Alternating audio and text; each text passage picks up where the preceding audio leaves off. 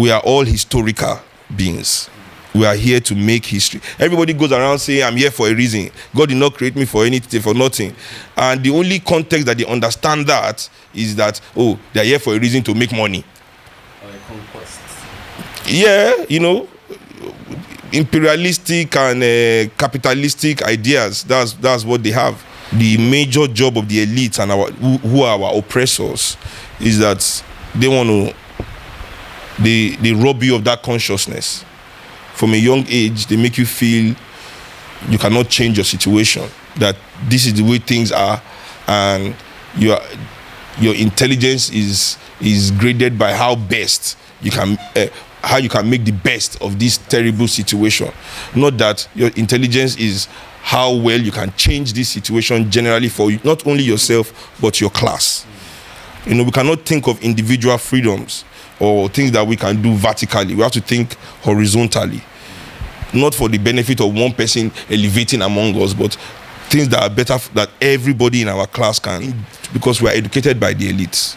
You are educated by your oppressor, whether you like it or not. They control the power. They decide what you learn in school. So it is what you learn in school is their message. In a way, I can say it is their spirit. You go to school so they can project their spirit into you. So we are all living this duality of, we are all oppressed and oppressor at the same time. People don't understand that. That's why you see a man that is fighting for Atiku. You are wondering why he's fighting. Because inside us, we have been indoctrinated with their spirit. We believe that as long as you can be Atiku, then you are free. Atiku is the meaning of freedom. Buhari is the meaning of freedom. Tinubu is, because when you are Tinubu, then you are free. You understand? Because everybody just wants to be free. You understand what I'm saying? Everybody just wants to have a voice. Why do you think the people of Niger Delta are made to be so poor? Or the people in Maiduguri, in Borno, in Yobe, where all the minerals are, where all the food is grown, the places where our resources, the wealth of this country really exist. Why do you think the people there are so poor? It's because with poverty comes voicelessness, comes silence. Poverty silences. And when a man has no voice, there's nothing in this world he wants more than a voice. And then you take him to school and tell him that the only way to get a voice is to be like your oppressor. So you take him to school and instead of telling him that the only way to get a voice is to change this system that makes you voiceless, you say, no, emulate the oppressor so that in that way you too can be like them. So that's why you see everybody fighting on behalf of Atiku. Because if Atiku can be imprisoned or is suddenly made voiceless, then we have cognitive dissonance. Our entire hope and dream and everything we've been fighting for in our life, we find out that it's zero because, even Atiku can be robbed. Even Dino Melaye can be arrested. Because we don't really understand, people don't really understand what freedom is. They've changed the meaning. The hope is to end oppression, not to become the new oppressors. The oppressors cannot do it. Trust me, anybody that benefits from this system cannot do it. We cannot even have this conversation we are having. If you go and get it, they'll be giving you 1 million excuses why they need to, Nigeria is working. But Nigeria is not working. Yeah, there are 1 million symptoms that shows. But they will be giving you their own 5 reasons why. Forget the 100 million people in poverty is not enough reason why it's not working, say. They'll be telling you some numbers, some things that you don't even see, because they benefit. So that is just how it is. So it is only the oppressed that can liberate the oppressor. That's one of the things that Paulo Freire teaches us in the pedagogy of the oppressed. When you talk about ending oppression as being the business or duty of the oppressed, if we want to really concretize, break it into models of one particular action into items of one action, what are the things that are on your recommendation list? Maybe say protests or voting in another direction, or what is revolution? Not taking it from the theoretical surface. So revolution is action and reflection moving together simultaneously. Okay. So, because action without reflection is just activism. It's not revolutionary. It's not revolution or revolutionary. And reflection or words without action, they say it's verbalism. Abi? So it is the mixture of the two. So I feel like people, if we are really going to liberate the people, we must make them aware of their historical responsibility.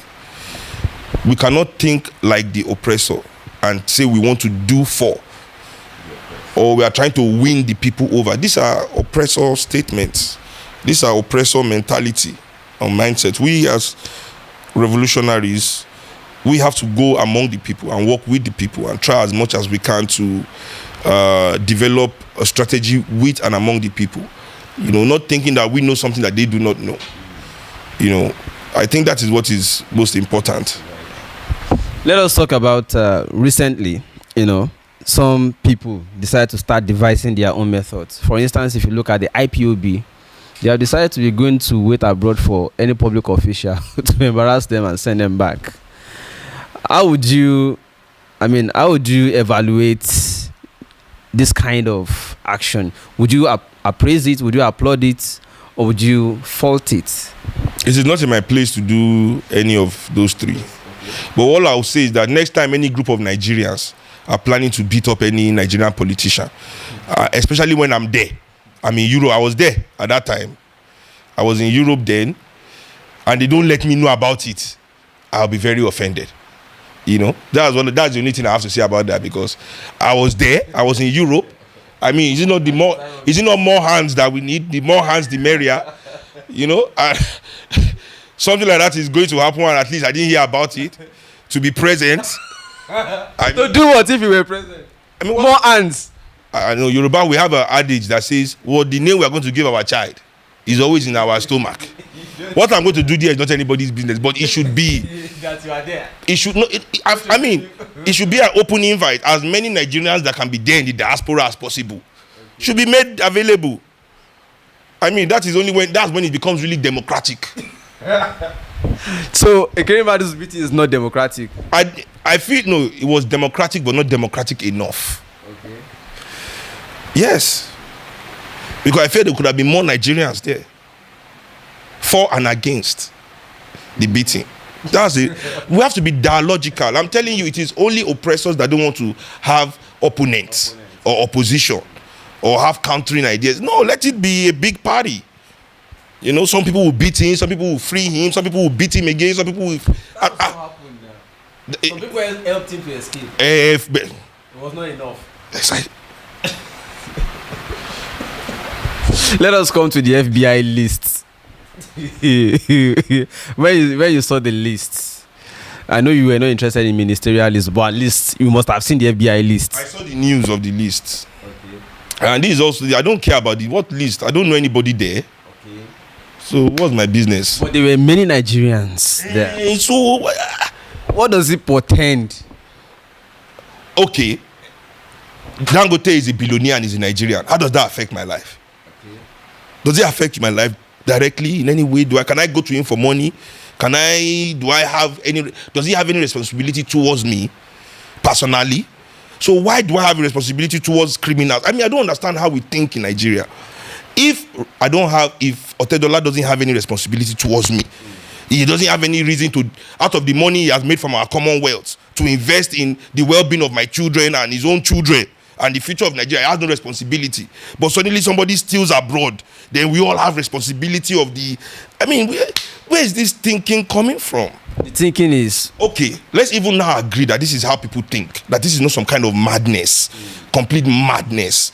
Let's even agree. Okay, so what is going on in Niger Delta? How many white people are involved in that one?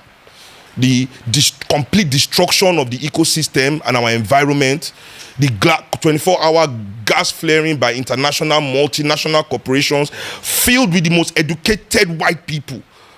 The most educated Americans and Europeans and French are the ones operating these companies, and they destroy. Millions of lives have been lost in the last decade due to just the pollution, the health pollution against Nigerian people. Now let's talk about capital flight, the amount of money that is still. This is not the Nigerian side of the corruption. No. So who is bringing out the list? I don't understand all this nonsense. And even if they now bring out the list, do you think white people are going to go online and start saying, well, this? since white people have been hearing that Niger Delta, this is just no one excuse. Let me not go to Boko Haram and the arms proliferation by America and Libya. Let's just use Niger Delta as an example. Since they've been hearing all the atrocities that Shell has been causing in Niger Delta, how many times have you heard white people go online en masse and make it trend that Niger Delta is, there are white criminals destroying Niger Delta?